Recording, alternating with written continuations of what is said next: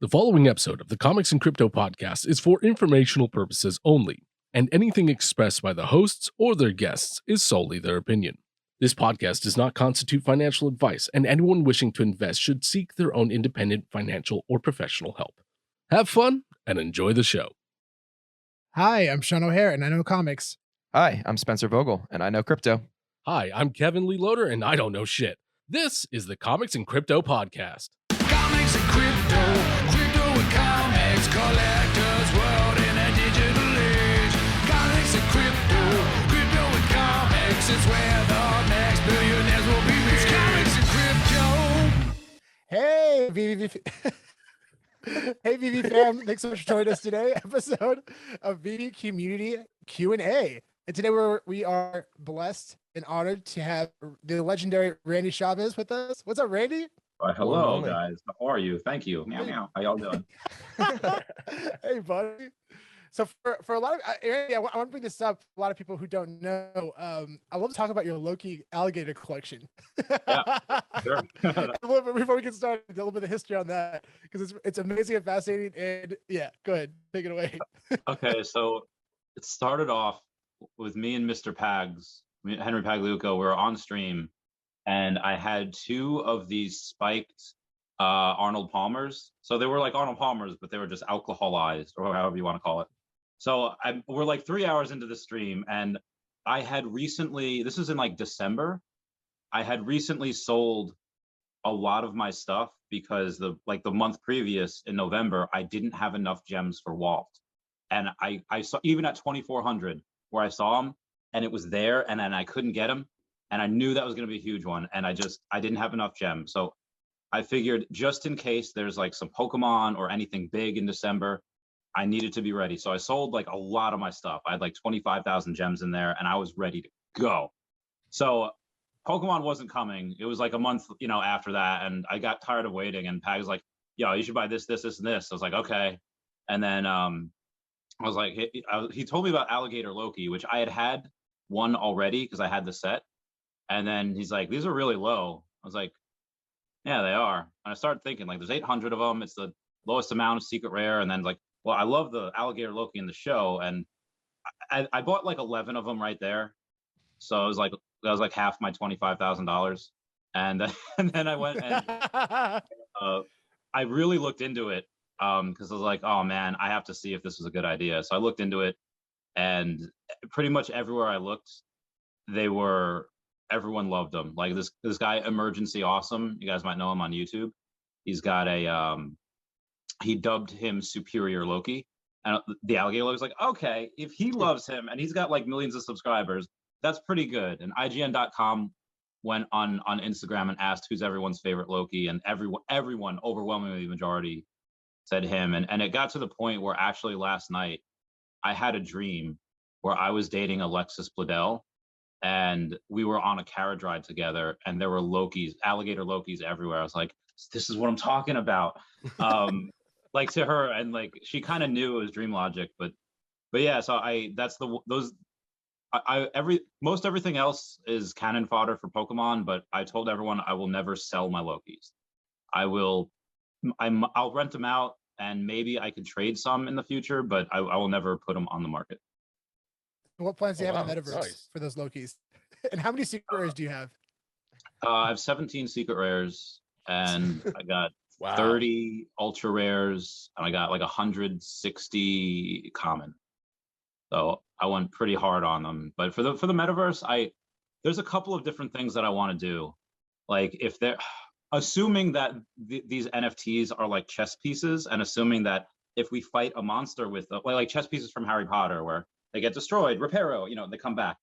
So so assuming that we could fight monsters in the VeVeVerse and grab like loot and whatever, and even if our army gets destroyed, they'll come back to us. So in World War II, I think Russians were using, they had this idea to strap, not strap, they used this idea to put like Velcro on the back of dogs' backs and put explosives on the other top, and then they would put some sticky stuff on the top of the explosive so that when dogs would run underneath the tank, then it would stick to the tank on enemy lines, and they would run back. But unfortunately, what they didn't realize is that they were working on like kerosene tanks. So when the dogs were fighting like gasoline tanks, they got confused. They just ran back and just exploded their whole enemy line. Yeah. But I think that would be interesting. Like if we're able to have some type of explosives or whatever, just strap them on the Lokis. And I feel like because they're so, like, alligators and crocs in general are so dense and tank-like, they could tank it, they could survive. Like I've seen videos of like a 2,000-pound horse just stomping on a croc, and the croc's like, like didn't even phase him. He's like, what was that? So those are my plans. I don't know. I want to have Lokis everywhere in a castle. I'd love to see them as spend- vehicles. I feel like it'd be fun to ride on the back of one in the metaverse. Oh yeah. That would be cool too. That'd be amazing. I would have, yeah. I mean, I have a bunch of them. So like I said, I was planning to spend a lot of money, a lot of OMI in the metaverse, just making castles and just making moats, and they'll be there. Some Throgs will be there too. Those are my things. We're very excited to see that. So on to our first question, what do you think will be the catalyst for the mass adoption of NFT comics by comic collectors? Yeah, so I think for me, the biggest catalyst will be some massive sales of NFT comics. So I think once we start seeing, really big headline figures, like over $1 million sales, I think that's going to get the attention of a lot of these like traditional comic book collectors, and it'll bring them into the space. Yeah, I mean, I think that, and also once they understand like how this all works, how it all operates with the AR and everything, and like coming together and being able to read the comics and have a whole nother community of comic people, I think once those type of people come in, and that will help kind of further along that thing of like, hey, this is also for regular comic people. This is for everyone. We all love this space, as opposed to just being like, oh, it's only for sales. When we have the ability to sell on other platforms, whether it's Immutable X, OpenSea, and it gets more publicized, like last year, there was a public sale, but only people in the Pokemon community knew about it, where it was about a $900,000 sale, but it was between cash and it was between trade-in cards that it happened with a Pikachu illustrator, but only people in the Pokemon community knew about it. Whereas like 2 days ago, another one sold for $900,000 cash, and everyone knew about it. It's like, this is the first public sale. I was like, it's not like I got triggered.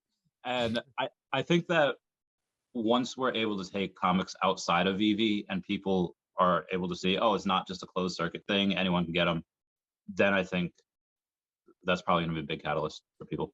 Spencer and I were just on a YouTube channel with David from Comic Book Investments. Big shout out to David. And, he actually made a video kind of not necessarily really enjoying VeVe Comics. It got a lot of pushback from the community, of course.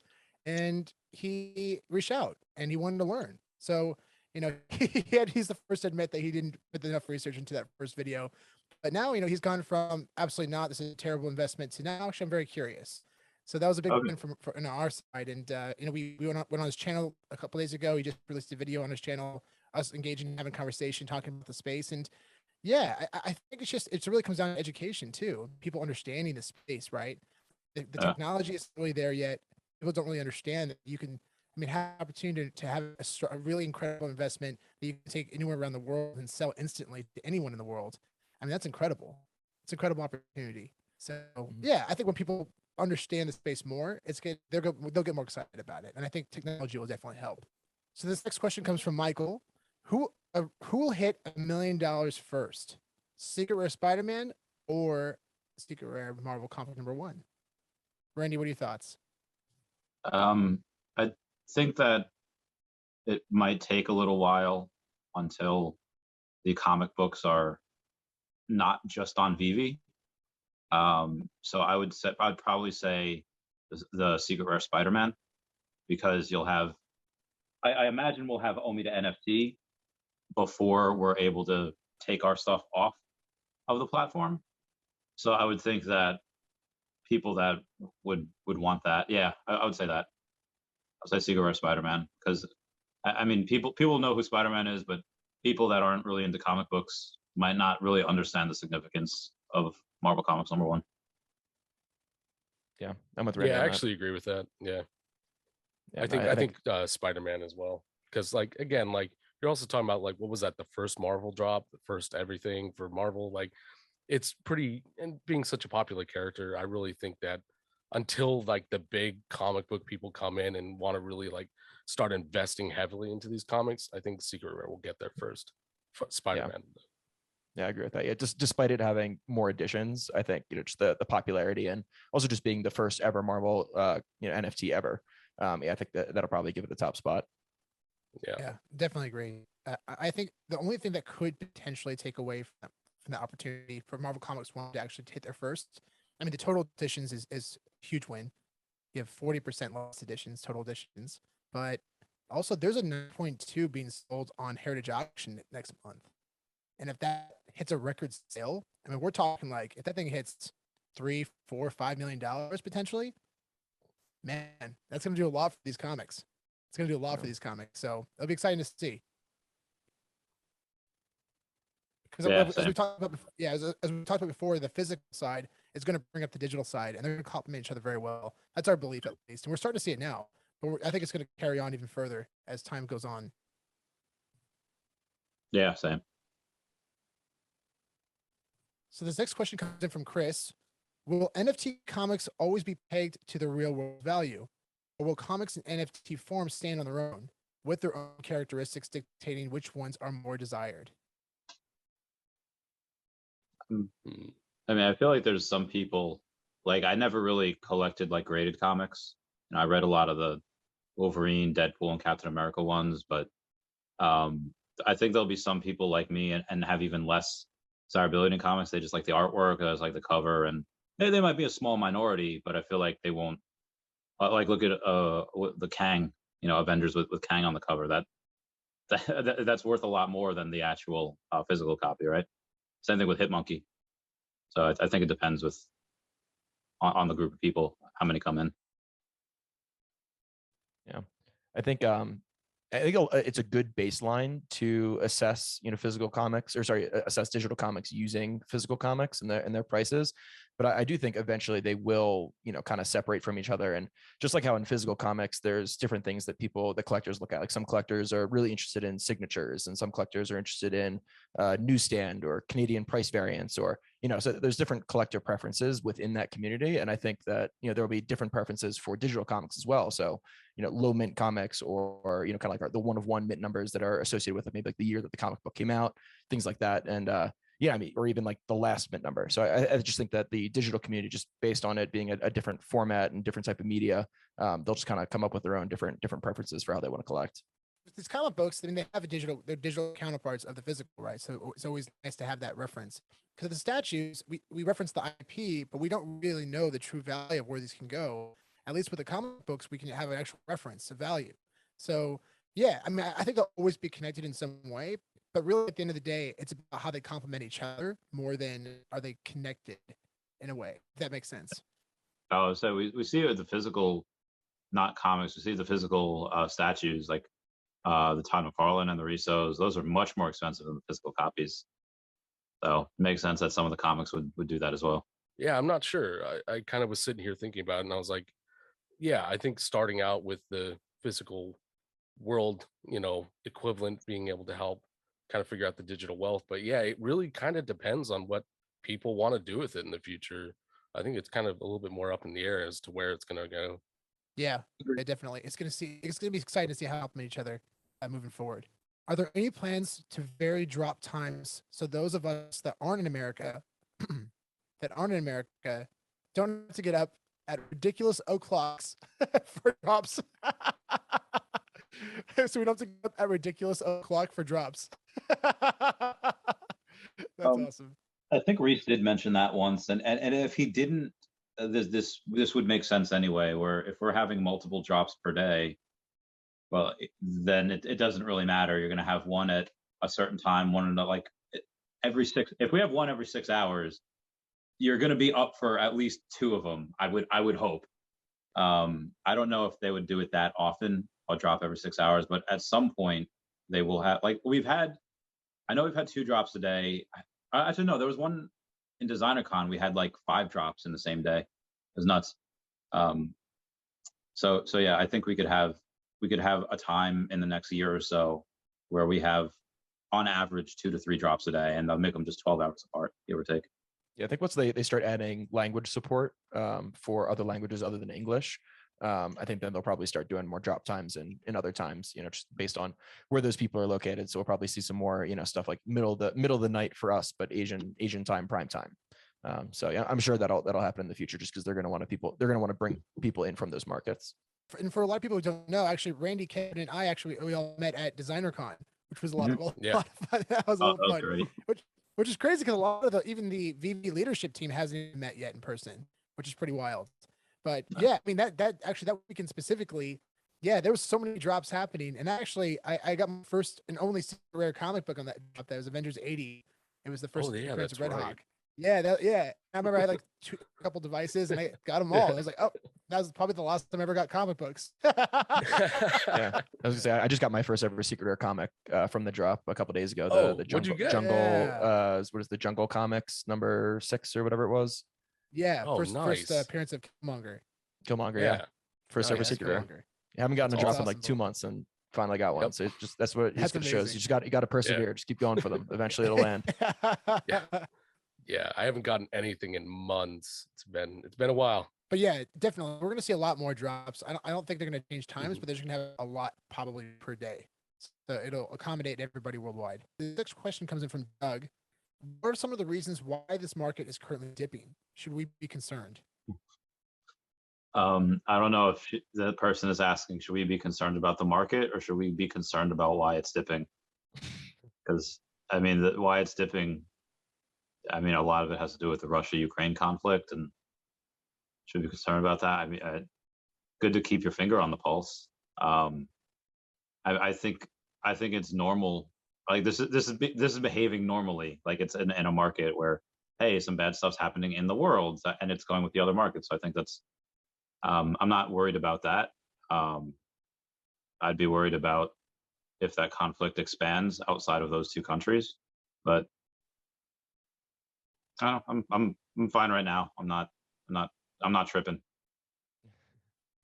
Yeah, I mean, there's just a lot of stuff going on right now. Yeah, one, like on a macro level in the world, outside of the Ukraine and Russia conflict, you also have all the protests and stuff going on up in Canada, and scares of people getting their cryptocurrency taken away and their financial assets taken.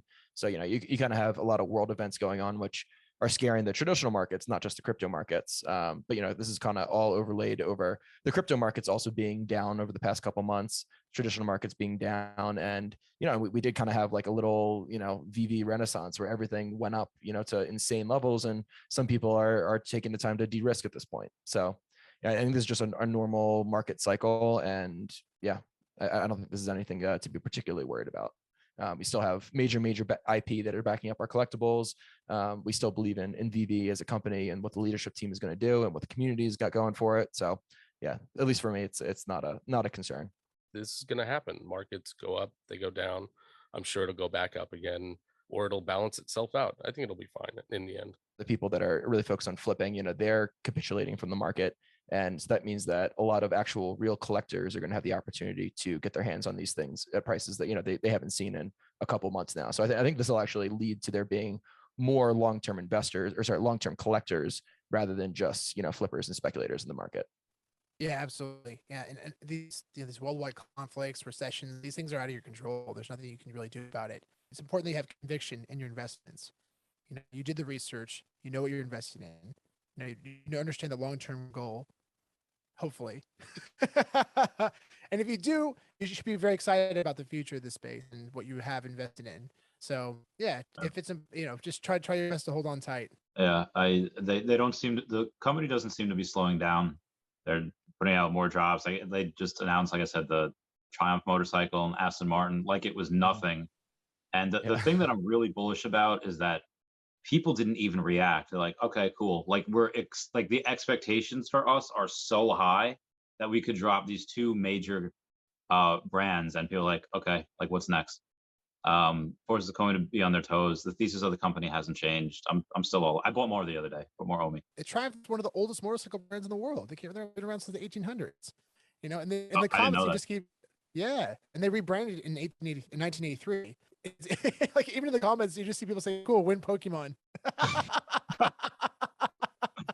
So it's wild, right? And Aston Martin, and the super scarce. Okay, let's just talk about that for a sec. Oh my Oh, gosh, man. guys! Like, are you kidding me? This is one of the most beautiful cars in the world, the most valuable cars in the world. These physical these physical cars, these actual real cars go for over. They sell for over $1 million. They are truly a collector's item and one of a kind. And now they made them incredibly scarce on VeVe. It's And not actually even a just really cars, good looking model too. it is, yeah. Kev, It's an that says a lot. amazing looking Kev, model. Kev comes from a Yeah. strong background in visual effects, animation, and modeling, Yeah. and he's very Yeah. he has that strong is- opinions about these oof. drops. This Yeah, this car is actually one of the most detailed, high quality ones I've seen on VeVe at this point. Like it's really, this is worth that $1,000. Like people will pay that for 3D models to use in like film and TV and stuff like that. So Wow, yeah, Kev. it's actually a really fantastic model, and I think Oh my this has gosh. the potential of being huge. But I think the only thing that's going to be the deciding factor is how many people are fans of James Bond and they want this vehicle.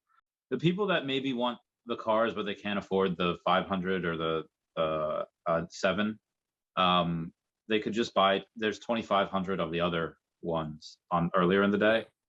But I mean, again, all it takes is what 3,000 people to want an Aston Martin. They don't even need to like James Bond. Yeah. They're just like, ooh, Yeah. like I don't know if you guys remember. I like nobody know. Like maybe this was a fever dream, but this was genius marketing either way. Where I saw in a magazine there was a picture of an Aston Martin, and then on like the tile or like the picture below it was this picture of one of the most beautiful women I've ever seen. She was like, she wasn't like she wasn't old, she was like in her, I don't know, like late 20s, early 30s, and just in a like amazing dress. And the caption says, and it was talking about leasing Aston Martins, like, you know, like pre-owned Aston Martins. And the caption says, "You're not the first owner, but do you really care?" And I was like, oh, that is so good. And it was like, yeah, it's just you don't care. Like I don't care if anyone's sat in that seat before. Yeah. That was And you brought up such a good point there too, man. You're right. I mean, like, at the end of the day, this is Aston Martin we're talking about. This is one of the biggest brands in the world, and this is their first ever NFTs as well. So that's really important to think about. And I think it'll probably carry on in the marketplace. I think this thing could hit higher levels than we thought possible. Can't I think wait. for this because yeah, it's gonna be fun. Is it already time to increase the number of editions per drop? Example, from 30K to 60K for comic books. Seeing less and less people are tweeting about what they got from drops. I don't know. I mean, they have said they always wanted to make this a collectible company, and I mean, what is that threshold? What is that Mason Dixon? What is that line saying? Like, okay, well, this is collectible versus there. You made too many of this. Like, this is not. It's too much. Then it's not collectible anymore. I don't know. I don't know that story. Yeah, I don't know if it's necessarily time yet. I mean, there's a lot of users on the app, but I mean, I think they're trying to like Randy said, they're trying to keep this stuff collectible, and you know, it's scarce, but you know, still accessible. So I think it's a very fine line that they have to walk in order to figure out what's what. But yes, I'm not really sure. Yeah, I don't know if I really have a direct answer for that. Yeah, I think I think it's better that we see more collectibles dropped that are scarce than actually increase in total editions. I think that's what we'll probably see. We'll probably see a lot more drops, but I think it's important to keep that scarcity. That's really important. That's what really keeps the value for a lot of these. Yeah. But I think we'll probably see some total editions increase for sure. I think they're experimenting things out as more and more people come to this app. You know, things change. Demand changes, right? But yeah, I think as long as everyone has an opportunity to get collectibles, that's what's really important. And you're starting to hear a lot of people complain because they can't get involved in these drops. And if you've been on this app for a couple months, you haven't gotten a drop, that's really discouraging. That's not fun. So Yeah. it'll be interesting to see how they help accommodate those changes. I mean, I think, and this might be like a 4D chess move, and I don't know if they're doing it, but maybe they want to keep it kind of low, and they say like, okay, guys, just wait a little bit longer for you to not get these things, and then when the VeVeVerse comes out, they said they would make a bunch of high mint stuff like furniture, how to decorate your place. And, you know, they've said before that VeVe app is only going to be a small part of their plan. And if the VeVeVerse is that big part, then okay, maybe it's good to have people say, okay, well, I'm not going to get that. Like they'll have it in their minds. Like they'll still try for the drops because they're fun. But then they'll just be like, all right, instead of hoping to get this, they'll just buy a bunch of their stuff that you can get in the VeVeVerse, and that will just burn straight OMI, because that they don't have any licensors for. I think. I mean, unless they have like, I don't know, like Nadia G like has her own kitchen, or they partner with Martha Stewart. It's like, hey, here's all the cutlery and stuff to decorate your kitchen, something like that. If they partner with IKEA, then maybe they would have to pay some. But if it's all just VeVeVerse chairs and VeVeVerse lazy boys, VeVeVerse whatever, then all that OMI gets burned.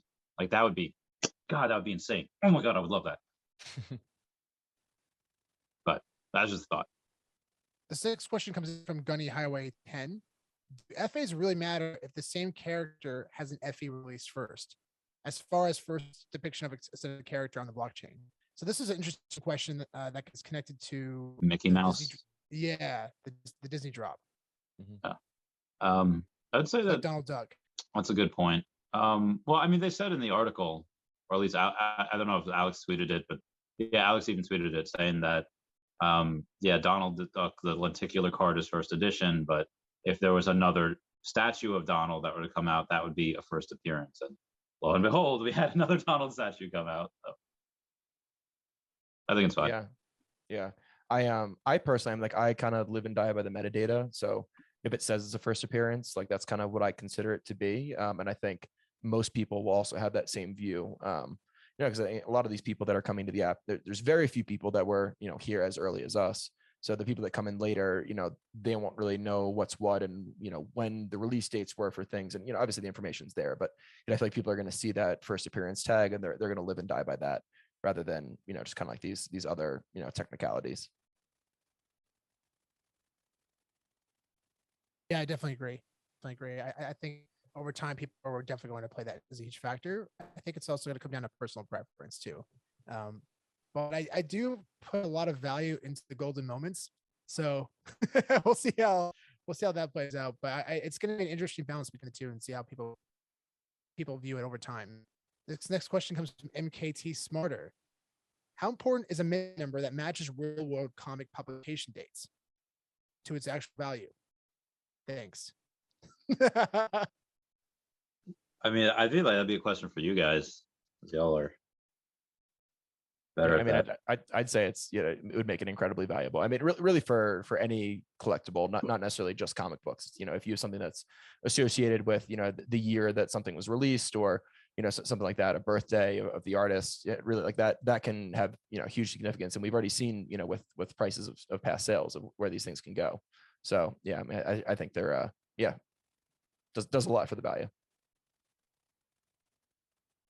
Man, I think they could be probably as valuable, and I know Spencer and Kev both disagree strongly about this one, but I think they could be as valuable as literally number one, like the number one minted NFT. I think people will put tremendous value in the publication dates for comic books. I think it's that big of a deal. I really do. I will play out the same way with digital collectibles. I don't know. It's hard to say. But publication dates, I think that's going to be really significant. And I can just see one whale coming in wanting to buy all of them. Yeah, it's going to be very interesting to see how it plays out. There's a couple guys I know in particular that own quite a few. There's one guy I met recently. He owns the publication date for Fantastic Four #1, Fantastic Four #5, Avengers #8. Yeah, all three for that for one. Yeah, it's wild. Oh, also Avengers number 48. It's the first appearance of Vision, and yeah, it's it's incredible. And then I know somebody who has the first publication date for Journey to Mystery 85, which is the first appearance of Loki. And I told him to hold it tied to that one. He almost sold it because he thought it's interesting because on the metadata it has the publication date of the series. So that's a misconception that people have of the actual comic book. So he saw 1952 or 53, and he thought that's when the comic book came out, but that was the series of the comic book, not the actual publication date for the comic itself. And he almost sold it. I was like, wait, no! A messenger, and he pulled it off the market immediately. And he got lucky, dude, because I told him that's museum status. I mean, those are truly one of ones. Truly one of ones. So I'm excited to see how that plays out because I think over time people are really going to value those significantly. And it's cool too because they're all different variants, right? I mean, mostly I've seen commons and uncommons, but I saw one that was an ultra rare, and I'm excited to see a secret rare if there's any like that because that secret rare connected to the publication date. Oh boy, if that's and if it's a good comic too, be huge. Huge. So this one comes in from VeVe Daily. Will the gap in Marvel Comics 1 secret rare and ultra rare ever close up? Like, will they come together closer? Which one? Why is such Marvel Comics 1 and secret rare and ultra rare? So there's a big gap in the value between the two right now. And he wants to know why is there such a big difference between these two? Why is there such a big gap? So like the Marvel Comics 1 secret rare is around 60 to 70,000 gems right now. And then the ultra rare is around 2,000 to 3,000 gems. And if you think about it, it's only 3x total editions. There's only 2,400 total editions for the UR, whereas the secret rare is 600. So why is that, guys? So you think it should be about 1/3 the price? If it's 3x the edition, 1/3 the price. Yeah, I mean, I think that makes a lot of sense. I think at least 10% of the total is this very fair estimate. At least 10%. And if that was the case, that's what $6,000 to $10,000 comic for the UR.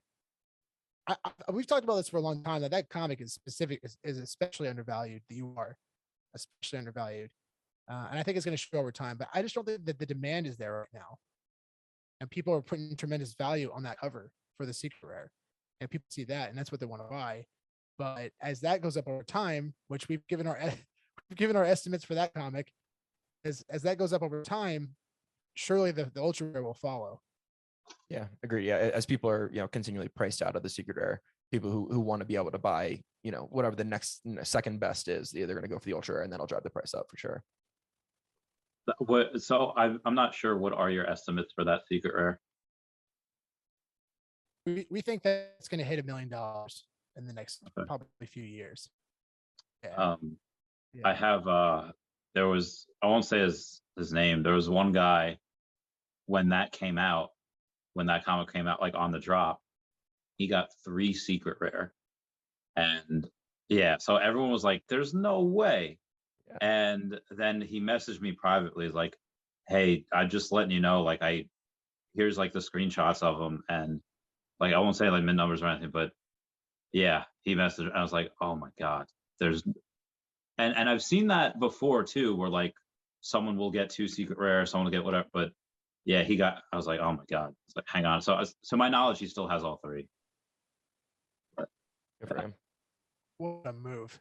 Our good friend of the podcast and collaborator, filmmaker, Roth Rind, he actually got one on the drop as well for $7, and he's holding on to today. I told him I would disown him if he ever sold it for anything less than X amount. And then X undisclosed amount. He's starting to understand it more and more now, and good for him for holding on tight. He actually has quite the collection too, and he's also very familiar with Mr. Pags. Big shout to Henry as well. Yeah, yeah, Henry. Yeah, Roth is the luckiest person that I've ever met for drops. At least in the beginning, he was getting like every single drop. He would get multiple and would always get the best stuff. Like, yeah. All right. So this next question comes in from Benny Crypto. Which comic or collectible is most undervalued on VeVe and why? Oh, this is fun. So I think what we'll do is we'll answer each one. So maybe a comic or collectible. If you want to do both, you can, or just one or the other. I'll start off with Steamboat Willie. That all of them dropped so significantly. Like a lot of and normally like Grails haven't dropped as much, and I would consider them, but I mean there's the Todd was like under 6K yesterday, and Eddie Riso was down to 10K, and that's more than 60%. But I would say the Steamboat Willie, because I mean everyone knows Batman, but I didn't know like the difference between Todd McFarlane or Riso Batman before this, but I knew who Steamboat Willie was, so I'll go with Steamboat Willie. Disney peeps aren't really here yet. And just to add to that, for Steamboat Willie, the significance, I mean, the only other licensee that's been able to obtain Steamboat Willie is Legos. And apparently they spent, I think, over a decade or a long time trying to acquire that licensing. And they finally did. But That's it. Outside of them, it's VeVe, and that was been Wow. able to acquire that. And also, this is the first time that we've seen Steamboat Willie in 3D. For people who don't know that, which is So pretty only 2D wild. before that. Think Yeah. about it. Yeah, you've never seen Steamboat Willie in 3D before, except for VeVe, which is pretty wild to think about. Good point. Yeah, I am. I picked up a Steamboat Willie set during this market dip, just because I never had one before, and great opportunity to get one. So I made sure to get one because I've always wanted one for my collection. I mean, something that I thought was surprisingly low was the Black Panther set. I figured that secret rare especially I thought was going to be worth a lot more than where it's at right now. So, and it's major character, and and obviously Wakanda and that whole part of the MCU is going to be very important going forward. You got another Black Panther movie coming out pretty soon, and so I think we'll definitely see those go up. For me, I've said this many times, but for me, it's Superman. I still think he's very undervalued for being the only Superman that's been released so far, and the fact that he is Superman, I still think he's still undervalued. But much like Spencer, I also haven't looked at the market in a while, so I don't know. I'd say Superman. For digital collectibles, this is kind of from the part, but I'm actually really excited about the potential of where these indie artists collectible will go with the announcement that they'll be the first to be able to go on Amiibo X, because people kind of forgot about that announcement. And I fully anticipate this collectible is going up in value upon this announcement. And you're starting to see a huge dip in a lot of these. And I'm very excited for like the Labracorns or any of Ron English's work. I think those going to do very well. And even just on the app itself, I think there's some serious opportunity with this dip. I mean, the Labracorns are down to 240 gems. And I think we very possibly might see them dip underneath. So there's definitely some opportunity there. There's some big Silver Age comic books you can get into, like Tales of Suspense 57, which is the first appearance of Hawkeye. He's an OG Avenger, and his comic book commons have dipped under 20 gems. So there's great opportunity. Yeah, there's great opportunity to stack if you want to, guys. There's great opportunity. I mean, it's out there. You just got to put the research in and find the opportunity. But there's definitely right now is great opportunity. Yeah, I mean, I say just like for the comics, take a look at our comic rankings, and really anything in that pretty much top 20. If you can find some really good deals on there, the top 20 is all Silver Age, Keys, and Grails. So, it's a good place to start. And then on top of that, reference the physical world value as well. Mm-hmm. Like the thing is too, it's important to reference that, because you look at like the Tales of Suspense 57, for example. I mean, that's its highest grade. It's $150,000 comic book. And the commons are only 17 gems right now. And Hawkeye's an OG. He's an OG Avenger, and he'll always be an OG Avenger. And so I think it's a great opportunity, safe investment with a very high ceiling. So it's something to think about. So this next question comes in from AJ Prospect. Now that we are on Amiibo X, when will we oh geez, that was a tongue twister. When will we be able to move and sell collectibles off Marketplace and other platforms? Anybody's guess is as good as mine. Same. I would expect maybe the designer con people to go first, because there's no red tape, and then maybe smaller companies like Cartoon Network, and I have heard that Universal doesn't play well with others, so we'll see about that. But I would expect like Marvel and Disney to go last. Yeah, it's really interesting because we know that VeVe's announced that the indie artists will be the first to go. So that probably includes all the designer con collectibles. Ron English, Jermaine Rogers, Frank Kozik, all those collectibles will probably be the first to go. But what else will be able to go afterwards is TBD. Because that's really up to the licensor. It's not VeVe's decision on this, guys. It's all up to the licensor. So if Disney doesn't want their collectibles to leave, they're not leaving. Same with Marvel. Same with Pixar, Star Wars. It's all the same. Universal. So we'll see how it plays out over time. But I will say that, people spread a lot of FUD about that if they can't leave the platform. But at the same time, I think that basically is telling me that these companies have tremendous faith in VeVe. If they don't want their collectibles to leave VeVe, get excited. And you know what? If that announcement happens, there's another opportunity to invest, and it's called OMI token. So, and Randy knows all about the OMI token. So, guys, there's serious opportunity all the way around if you just do your homework and understand the process. And because there's opportunity everywhere for whatever answer comes out. So the next question comes in from JDB369. Taking into account where MCU and Disney Plus is headed, what are some of your spec comics and characters that have not been introduced in the MCU? So I think characters, I mean, just maybe even characters that you're excited about that could potentially be coming to the MCU with Marvel. Probably Namor. Mhm. In the MCU, I mean, I guess they announced Professor X, but all the X-Men, those would be, God, can't wait for that. Yeah. Excited for King the Conqueror. Excited for, I mean, I guess Fantastic Four when they eventually show up. There's still so many characters to come. Yeah.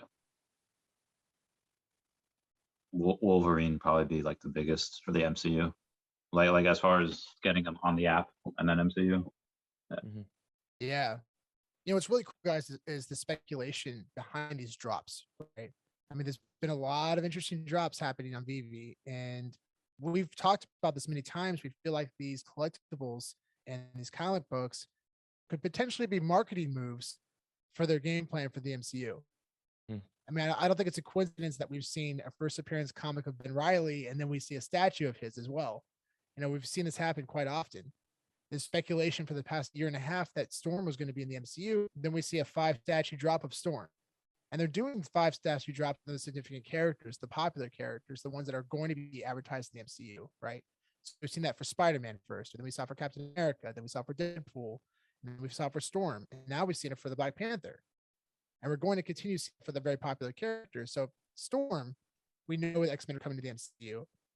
So that it's very safe to say that they had big plans for Storm in the MCU. And there's been a lot of rumors of her linked to Wakanda. Wakanda Forever. A lot of rumors and speculation for the past year and a half to 2 years. There's been rumors about her being in Wakanda Forever. So it's going to be exciting to see where that goes for sure. And he said Namor, same thing. Oof. You know, that character is actually the oldest character next to the Human Torch in Marvel history.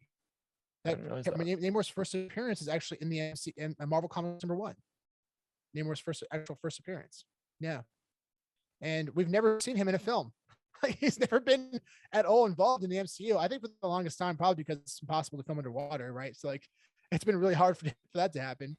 But now, and also I think there's licensing as well. I don't think that he was owned. I think he was owned by Sony or Fox, but now they have the rights to him, I believe. So I mean, presume so because there's strong speculation he's going to be in Wakanda Forever. But then you have other characters as well, like Red Hawk. Like Red Hawk is a character that was recently dropped. A comic book was dropped for Avengers and Brady, and he's essentially like the Black Panther, but like a Native Americans, which would be really, really cool character. Apparently, he might be in the first Western MCU film. That would be epic. That'd be a lot. Yeah, that'll be a lot of fun. A lot of fun. There's a lot of speculation for a lot of these characters, and as speculation becomes stronger, the news becomes real, and the value of these comics and collectibles will go up. That's just how speculation works. So pay attention to the news. Did you guys see that leaked image, which is the next Avengers lineup? It was like they dubbed it like the Avengers 5 poster. It's not it, but it was artwork that they did involving Shang-Chi. You see like the new Black Panther, half of his arm there, Spider-Man, all those guys, and you got like semi adult Groot and then America Chavez. I'm really excited about that. Like that looked like you had Jane Thor Foster also, so get Mjolnir. Very excited. Is that like the Young Avengers? Is that what that was? Or no, that was like the Avengers. Like who's going to be in the Avengers 5? Gotcha. That's epic. I haven't seen an image, Randy, but that's awesome. Yeah, Emergency Awesome did it.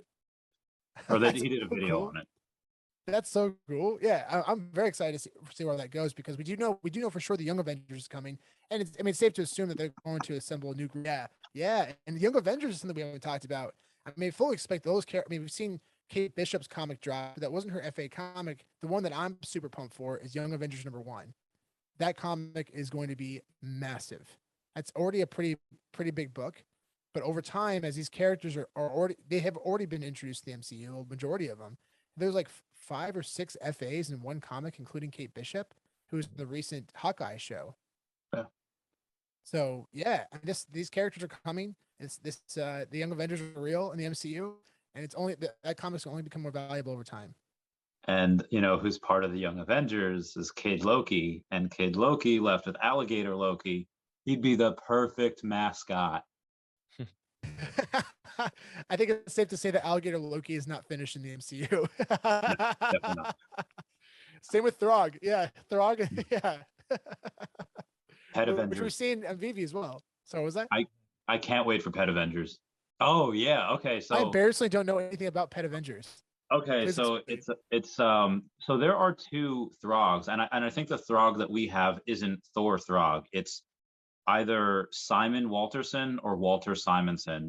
I forget how you pronounce his name, whichever it is, but he's like this like football player, and he like loses his wife, so he goes to this this like witch doctor lady. He tries like every like witch doctor lady, and like nobody can help him, but this one witch doctor lady can help him to see like what happens to his wife and kid. But then he can't pay her, so she turns him into a frog. And then randomly in like the sewers of like New York or whatever, he finds he somehow gets a hold of a little plastic thing of Mjolnir, and like he's able to lift it, so he becomes Throg. And he has who's a Falcon's pet in the Avengers, like is like Red Hawk or Red Tail. Red Tail. Yeah. Yeah, so Red Tail, they recruit Red Tail. They recruit who is Kitty Pryde's like pet dragon? I forget that one, but they recruit that one. I think it's called Lockheed. Yeah, Lockheed. And then out of the Eternals, they recruit Lockjaw. And then there's a cat called like I think Speedball. It's Aunt May's cat. And then there's like a random dog in there as well. And they become the Pet Avengers. And they actually fight Thanos, and like they stop. Like it's crazy. It's an amazing thing. The dog, like, so spoilers, like the dog like dies, and then they use like the Infinity Stones to like bring him back. It's so absolutely insane. And it's so they also have this other like Sabretooth type of character. Like they go back in time and like get like dinosaurs, and they get like the Sabretooth character. It's just like Google Pet Avengers, and I did a whole video on it. And is the series actually called Pet Avengers? Yeah, it's horrible. It got like 200 views, my video on it. But it's so good. And I was like, okay, well, Alligator Loki could probably be part of the Pet Avengers. Like all of it circled back to Alligator Loki. Like so that's why I did the video. Nice. That's awesome. I can't wait to see it. That's so cool. It's great. Well, Randy, it was so awesome having you, man. Yeah, this is good. Thanks This so much was for fun. coming on. It was we'll do it again at some point. We got For sure. Hell yeah, absolutely. Yeah, we've been talking about this for a while, so I'm gonna make it happen. I can't wait to do some more traveling once Omi moons. I don't know when it will, but like I said, I'm still pretty positive. I'm still like I bought more the other day, so I'm not. Yeah, I think I'm probably gonna buy a little bit more too. Me too. Yeah. All right, Jess. Well, We'll finish his dinner. And, Yeah, all right, y'all. Thanks so much for stopping by. We'll see you again soon. all right. See ya. Bye-bye. Thank you. Bye. Comics and crypto and comics, collectors world in a digital age. Comics and crypto and comics is where the